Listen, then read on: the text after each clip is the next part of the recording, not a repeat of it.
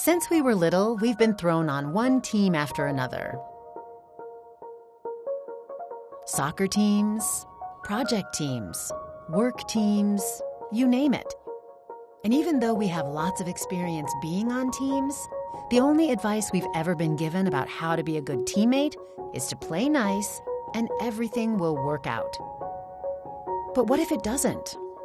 What if people spend more time politicking and posturing? What if people can't agree on which direction to take, so they go nowhere?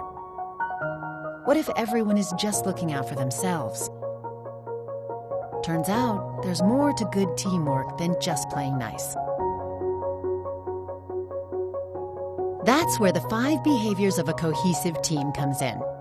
Based on Patrick Lencioni's New York Times best-selling book, The 5 Dysfunctions of a Team, this simple but powerful model consists of 5 behaviors that people can master to become a better teammate and to start building stronger teams. Here's Patrick to explain those behaviors. There are 5 behaviors that all teams have to master to become true functional teams. The first is trust. Team members have to trust one another, which means they're vulnerable with one another. Vulnerability, which I think is one of the most important characteristics any human being can embrace in life, is nothing but admitting who you are as a person. It means they're capable of being completely honest and human with one another. That's important because it enables them to embrace the second behavior, which is conflict. Yes, conflict. When people are vulnerable and trustworthy with one another, they'll engage in conflict without fear. They'll debate issues, and they'll be totally upfront with one another.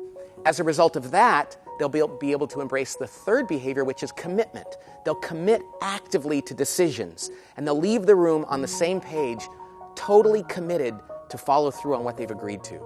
That commitment will give them the courage to hold each other accountable, knowing that they're doing nothing but reminding each other about what they've intended to do from the beginning.